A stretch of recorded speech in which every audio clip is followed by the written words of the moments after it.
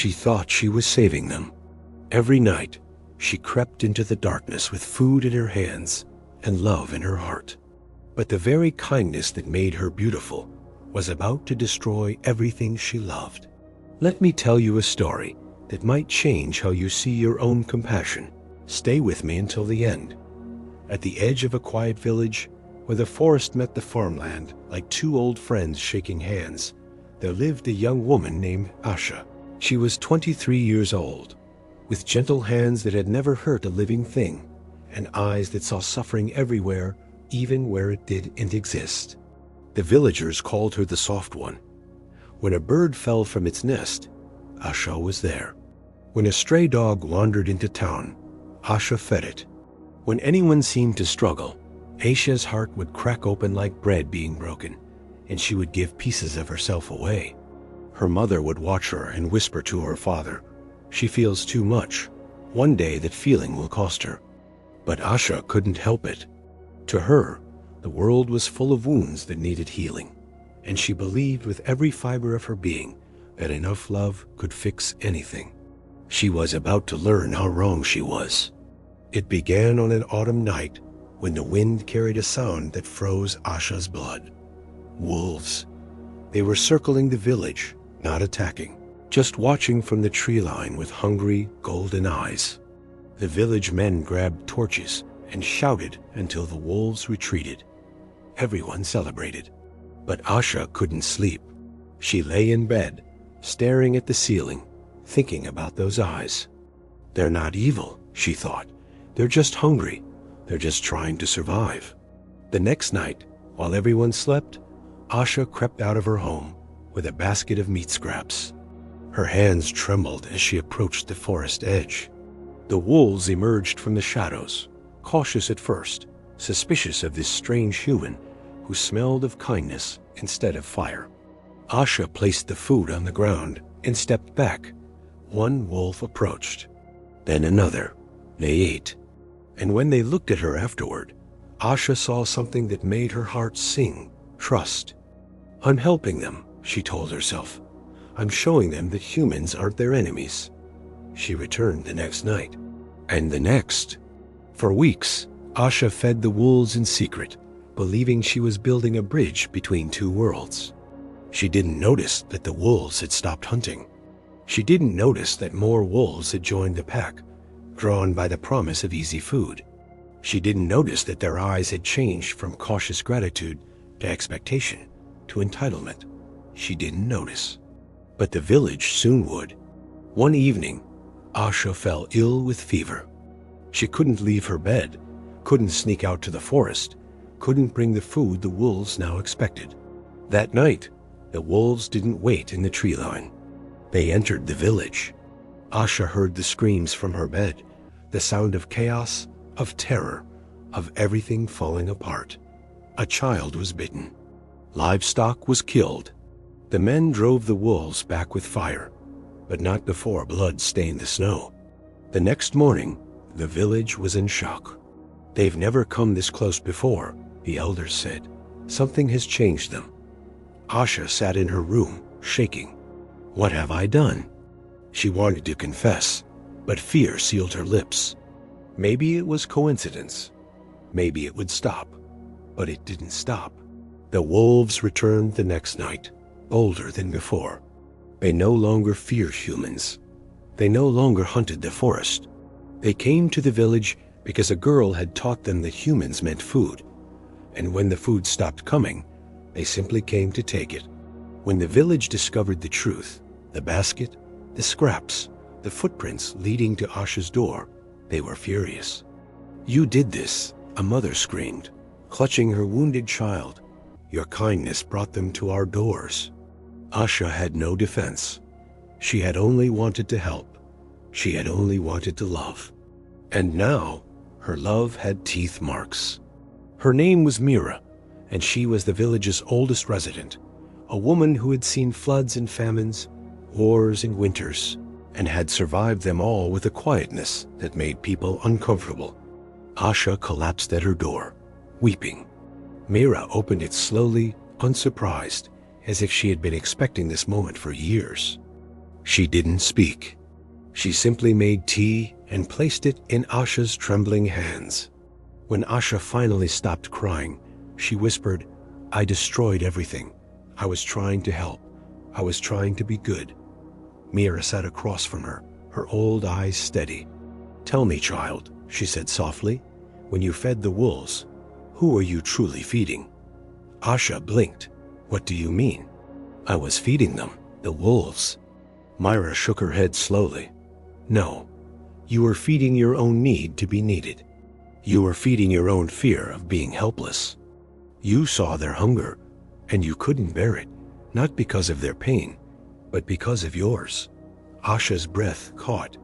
"You didn't help them, child. You used them to feel like a savior. And in doing so, you made them weak, made them dependent, and made them dangerous." Mira rose slowly and walked through a window, gazing out at the dark forest. "Let me tell you about my sister," she said, her voice distant. "When we were young, our father was a drunk. He was violent, unpredictable, broken. My mother tried to fix him every single day. She made excuses. She covered his bruises with lies. She loved him so hard, she thought she could heal him." Myra turned back to Asha. "Do you know what happened?" Asha shook her head. "He never changed. Why would he? He never had to. Every time he fell, she caught him. Every time he failed, she cleaned up the mess. She removed every consequence, every reason for him to face himself." Myra's eyes glistened. "She died exhausted, heartbroken, and confused. And my father? He remarried within a year and destroyed another woman's life." Asha felt the words like stones in her stomach. "My mother believed she was loving him," Mira continued, "but she wasn't. She was enabling him. She was so afraid to see him suffer that she let everyone else suffer instead." Mira sat down again. "This is what you have done with your wolves, child." Asha's tears fell silently. "You saw their hunger as a problem to fix. But hunger is what teaches wolves to hunt. Struggle is what makes them strong. By feeding them, you didn't save them. You crippled them. And worse, you taught them that humans are a source of food. When you stopped giving, they came to take. Your kindness, Asha, made them into monsters." Asha could barely breathe. "And what should I have done?" she whispered. "Just watch them starve?" Myra smiled sadly. "Sometimes, child, watching someone struggle is the most loving thing you can do. Not because you don't care, but because you respect them enough to let them find their own strength." She placed her wrinkled hand over Asha's. "Not all compassion is kind. Sometimes love must have boundaries. Sometimes the most helpful thing you can do is nothing at all." Asha sat in silence for a long time. Part of her wanted to argue. "But I meant well. But my intentions were good. But I just wanted to help." But Myra's words echoed too loudly to ignore. "Who were you truly feeding?" Asha thought of all the times she had helped people who never asked for help. All the times she had fixed problems that weren't hers to fix. All the times she had exhausted herself for people who never changed because she never let them experience the pain that would force them to change. She had called it love, but it wasn't love. It was fear, her fear of being useless, her fear of seeing pain, her fear of not being needed. Asha took a shaky breath. "How do I make this right?" Myra's eyes softened. "You stop feeding the wolves, child. All of them, the ones in the forest and the ones in your life." The next morning, Asha did the hardest thing she had ever done. She did nothing. She didn't creep into the forest. She didn't bring food. She didn't try to fix anything. The wolves howled that night, angry, confused, hungry. Asha lay in bed, tears streaming down her face, fighting every instinct to run to them. Let them struggle, she told herself. Let them remember how to be wolves. Days passed. The wolves lingered at the edge of the forest, waiting. But Asha didn't come. Slowly, so slowly, they began to hunt again. Their instincts, buried under weeks of easy food, clawed their way back to the surface. Within a month, the pack had moved deeper into the forest, far from the village. They were wild again. They were wolves again. And the village was safe. Something else changed too. Asha changed. She still had a gentle heart. She would always have a gentle heart. But now, when someone came to her with a problem, she didn't immediately try to solve it. She listened. She asked, "What do you think you should do?" She let people sit in their discomfort long enough to find their own answers. It was hard at first. Watching people struggle felt like swallowing glass. But slowly, Asha saw something she had never seen before.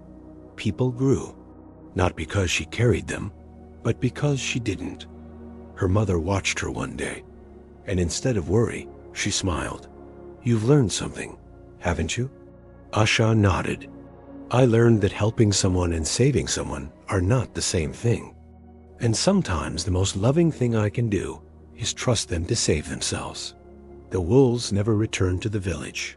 They found their strength in the struggle Asha had tried so hard to spare them from. And Asha found something too, a peace she had never known. She stopped carrying the weight of everyone's pain. She stopped believing that her worth depended on how much she sacrificed. She learned that true compassion isn't about removing someone's struggle. It's about trusting them to overcome it. So let me ask you something today.